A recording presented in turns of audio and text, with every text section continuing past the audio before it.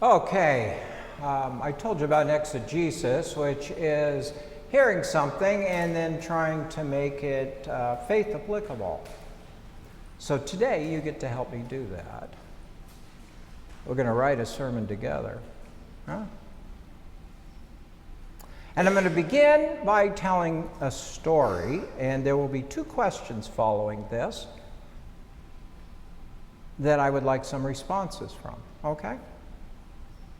Jesus often talked in stories. We call them parables, sometimes metaphors, but, he told stories to the people who were around him, and a lot of times he didn't explain them, but sometimes he did, and so I'm going to do that today. First question: what practical things or lessons do you take from the story I'm telling? Now, this story occurred, it's a true story, happened a number of years when I was serving my church in the Chicago area. We were out, it's not country anymore, but out towards the edges of Chicagoland. And my kids, my older, well, they all have, but my older two the most, have all owned Jeep Wranglers. Anybody here owned a Jeep Wrangler? Raise them high, raise them high. Anything you can tell me about a Wrangler? Anything? It's what?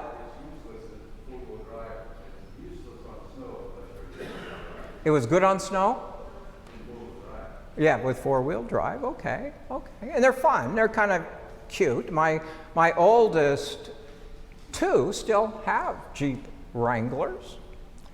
Anyway, it was a Saturday afternoon, and I had a wedding at the church, was all scheduled, was dressed, had a suit and a tie on, when I got a call, and my son said, "Dad, you got to come." Well, as a parent, that's a question or request that you really don't want to get. Why? Well, you just have to come. Why don't you call your sister? I got a wedding. No, I already called her. She's here. Can you come? Why don't you call your mom? No, not mom. You got to come, Dad.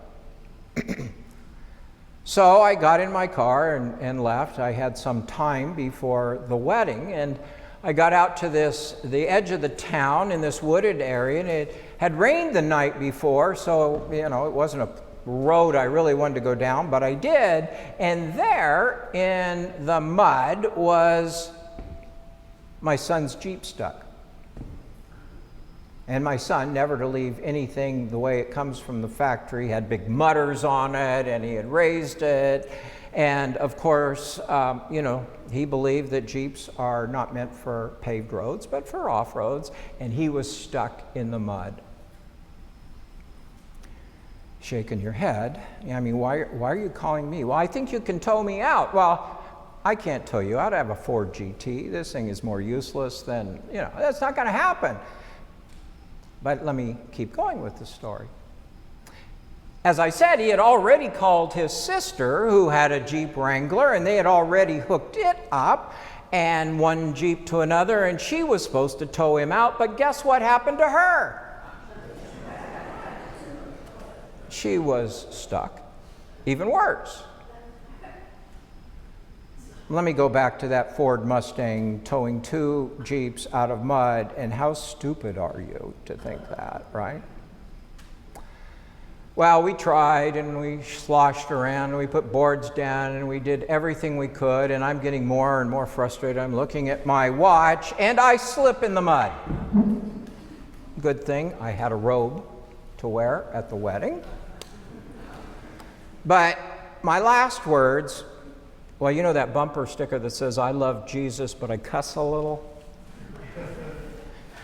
Well, I don't know cussing. But anyway, I said, "Call a tow truck. Have a call a tow truck, will you?" So they called a tow truck, and the normal tow truck came and hooked up to these two Jeeps and started pulling, and guess what happened to it?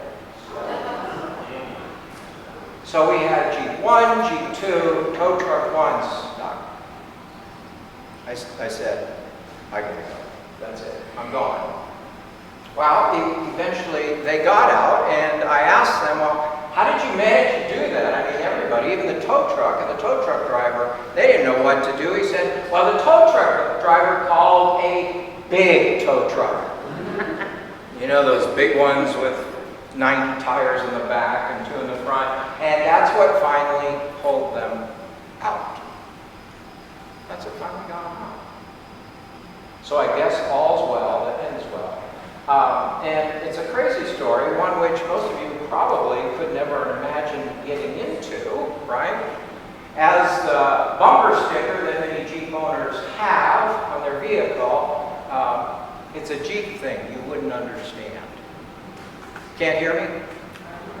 What? It's a Jeep thing you can't understand. Okay? Now, 2 questions, and I'm going to give you what time I can. You can talk to somebody next to you, or you can just, but I'm going to ask you to respond. What lessons do you take from this? What do you learn from this story I just told you? It's your time. Go. What do you learn? Is there anything to learn, or is it just a stupid story?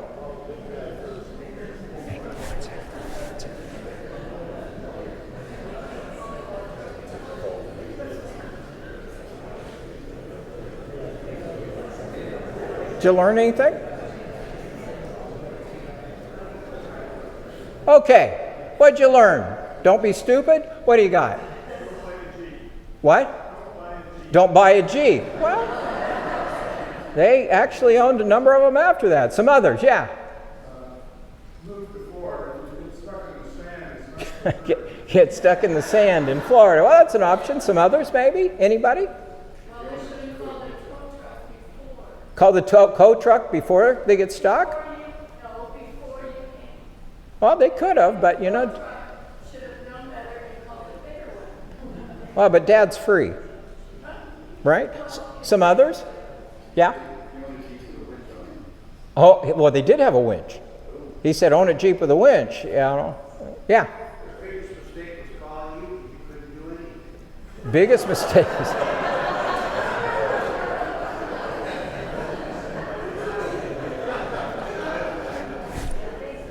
Do you have something to do, Doc? Some others? Anybody? Anybody else?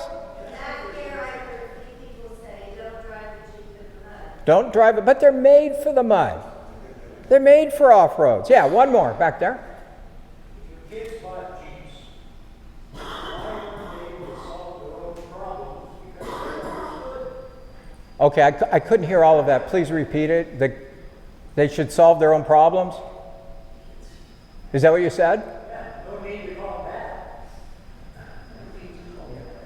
Well, they definitely wouldn't call Mom. That doesn't even cross their mind. Okay, that's the first question. Now the second question is, what are the practical, or what are the theological lessons or learnings? How do you take this story? Is there anything that relates or could relate as you think about your faith and your life and how the two connect? It's a little harder question, I suspect.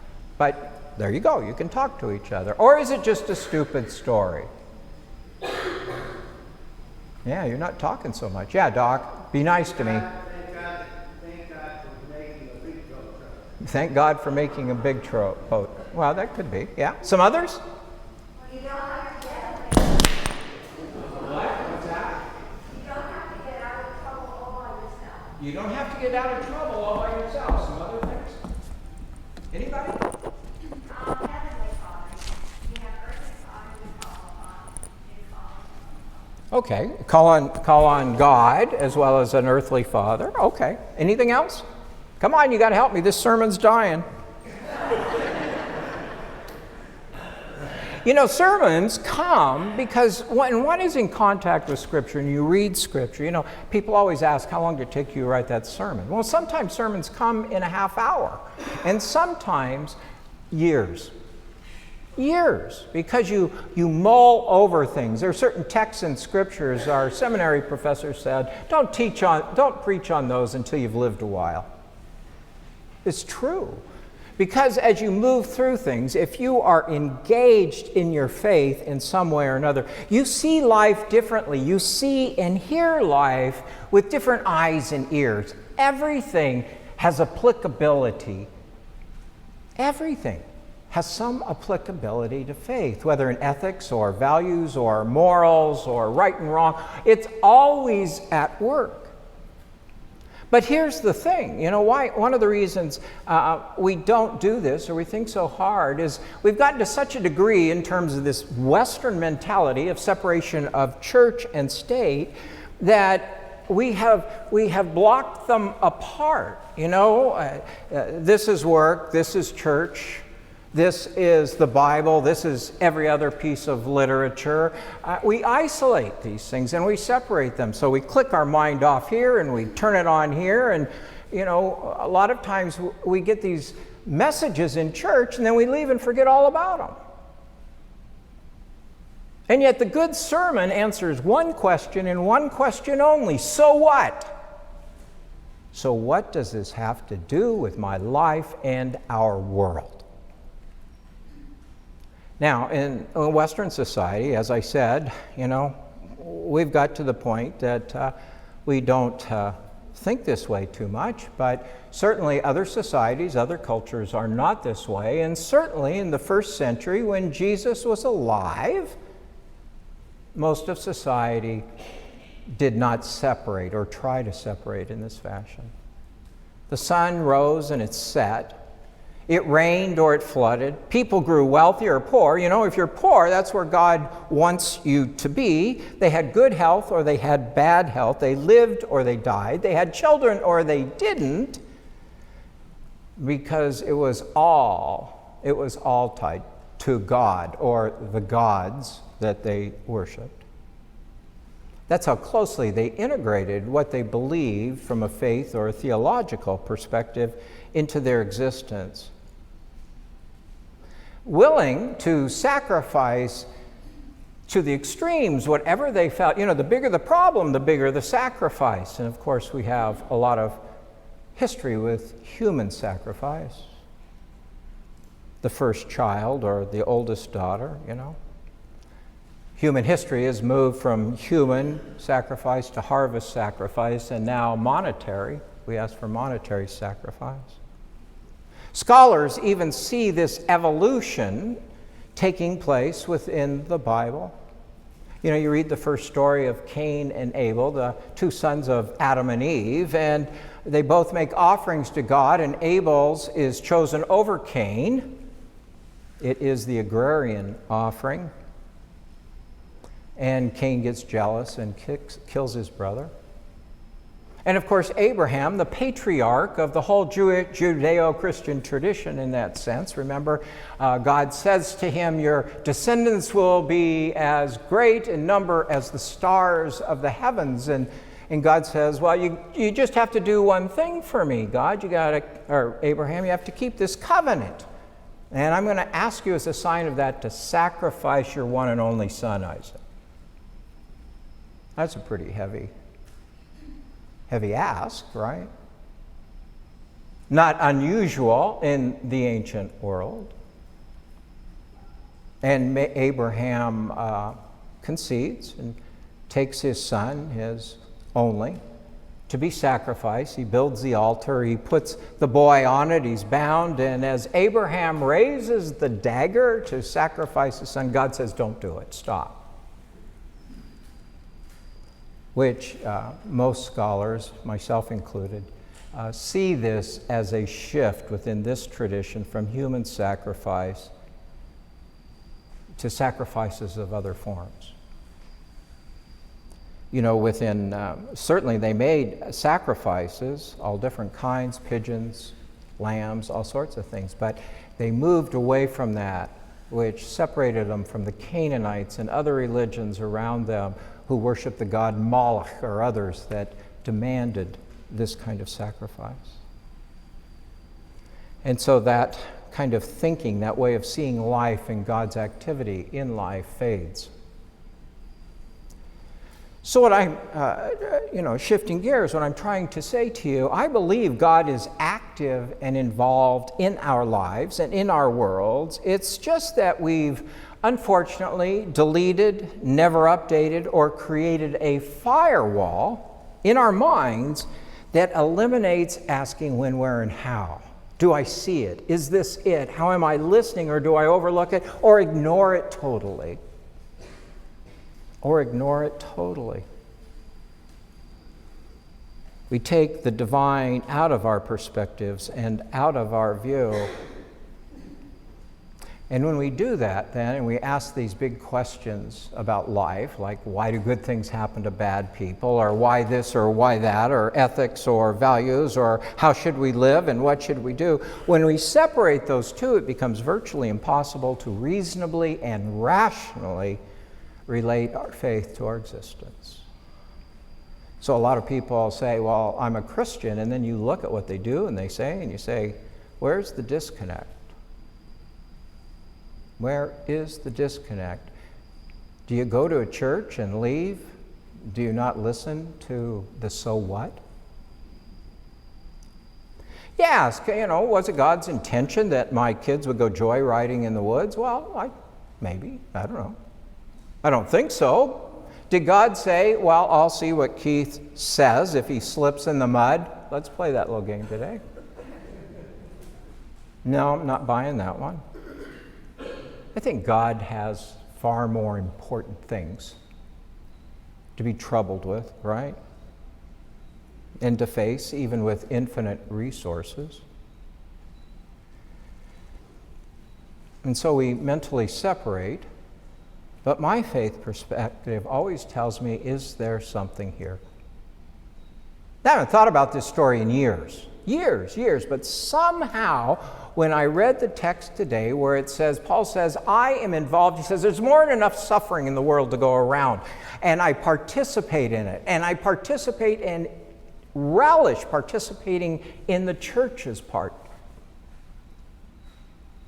to see it and to do it. All of a sudden this story popped in my mind, how easy it is that we overlook, we don't think, and we separate, and we miss God's voice saying, there it is, do something. And we go on, and then society just drifts far and farther away and says our faith is not relevant, it has nothing to say to life, and that is because we haven't made it. In the United Church of Christ, we like to say God is still speaking. The question becomes, are we still listening? Are we still listening? So you named a few things. Let me get the theological things that I took from this as Paul wrote this letter. I think my story and Paul's word remind us that the Christian faith should be about exploration and adventure. It should be about exploring. If you think that you know all that there is to know about the faith, you've missed 90% of it. It is about exploring. It is about asking questions. It is realizing that doubt is not a bad thing. Doubt leads us on in our exploration. It is about adventure. I have gone to places, I have met people, I have been exposed to life in situations I was frightened of, but it's an adventure. You can't always be safe. You can't expect to come to church and always escape the realities of the world. When I was a chaplain in Boston, I had a patient. He was an African American. He lived on the south side, which has changed dramatically since then. But he was periodically in and always getting, marketable drugs. And I confronted him on that, and he said, I would not expect you to know the world in which I live, but why don't you come visit? And so when he got out of the hospital, he and I went into the projects where he existed. It's pretty frightening, You kind of stand out, and but it's an adventure and it's an exploration, and it's a risk. But you don't grow if you don't risk letting go. You don't risk You don't grow if you don't risk letting go. Most of our successes in life occur because we failed. We experienced failure. We tried and we experienced it, which led us on to trying again until we succeed. And we find these things. He's right. I didn't know what his life, the hospital was located in a part of town where you never parked on the street. One of my colleagues did. The car was stolen. And the hookers came in for lunch. Never met a street lady. I did. Sit and eat lunch with them. There they are. Yeah. In fact, we had one who decided to dedicate herself to God, and so she took off her clothes and threw herself on the altar in the chapel. I never saw security respond as quickly as they did to that call. But you see what I'm saying? So we tame the faith down. We have tamed it down. And yet when you look at Christ and his life, he dared to stand up to some of the greatest powers of his culture and to speak the truth to that power. There are things worth doing. There are things that need to be done. You don't overcome your fear of driving until you drive. You don't overcome your fear of a roller coaster, and you may do it and still not like it, but you're not afraid of it in the same way. There's a host of things like that. And psychologists, my daughter, the psychologist, says, we can cure people of these things, but what's the first step? They have to face them. We've had kids speak in church here before, and she was here, and they were afraid to speak. And the last thing she said to them, well, go speak. What's the worst that can happen? Well, they'll all laugh at me and hate me. Well, go speak. Try it. And guess what? The fear goes away. Oddly, most learning comes from trial and error. Try this. No, try that. Should my kids have been smarter? Absolutely. Did they learn anything? Well, that's still questionable to this day. But then again, we have to live life, our faith, daring to step out, step up, take risks, because we too have a lifeline available if we need it. Somebody said that. Call Dad. Call Dad. He may not be able to help or help in the way that we want, but somehow he'll help. And by definition, this is the job description, not of the minister, but of the Christian community. The word compassion in Latin, it comes from the Latin meaning cum pati, to suffer with. To suffer with. To enter into it. Not to be an observant or an audience, but a participant that says, I want to be there with you and help you. To love and to help one another. To help not just those we know or like, or even just those who are in our faith community, but anyone who's hungry, thirsty, in need, in jail, it says. It grieves me a great deal that our prison system more and more has become just that, a prison system. And less and less and less about a redemption, a healing, a reformation of people. They may have committed a crime, but a lot of times when you look at their backstory, you go, oh man, I can't believe this. Remember, in Matthew 26, when Jesus talks about the last judgment, and he says the sheep here and the sheep here, right? What's the question they say? Well, why? And he says, well, when I was hungry and I was thirsty and I was naked and poor and in prison, you came to see me. It was me. Which leads us to say that he is in you when you do those things.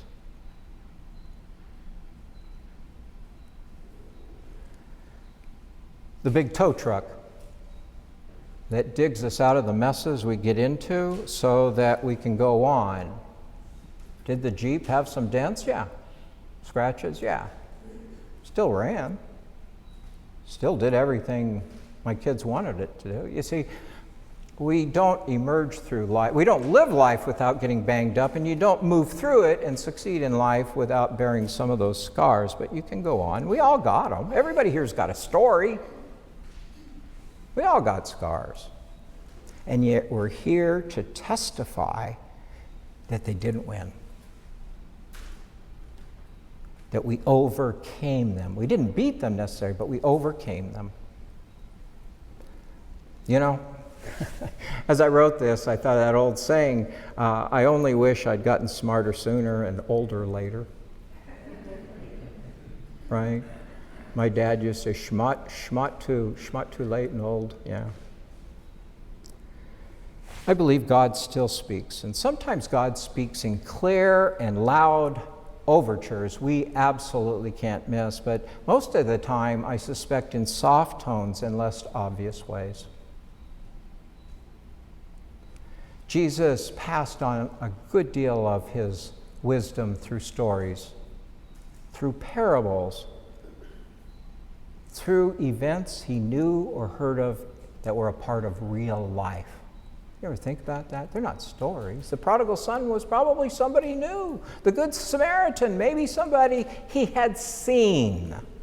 These are real life stories from which we take applications of faith. He shared his wisdom through stories as well as quoting other things. Some people heard them, others did not. Those wishing to hear them, needing to hear them, you know, he said, you must have eyes and ears that are open. If not, then maybe we should have bumper stickers like those Jeep folks do that say, it's a Jesus thing. It's a Jesus thing you wouldn't understand.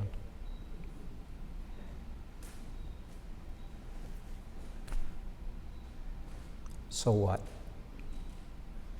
Amen.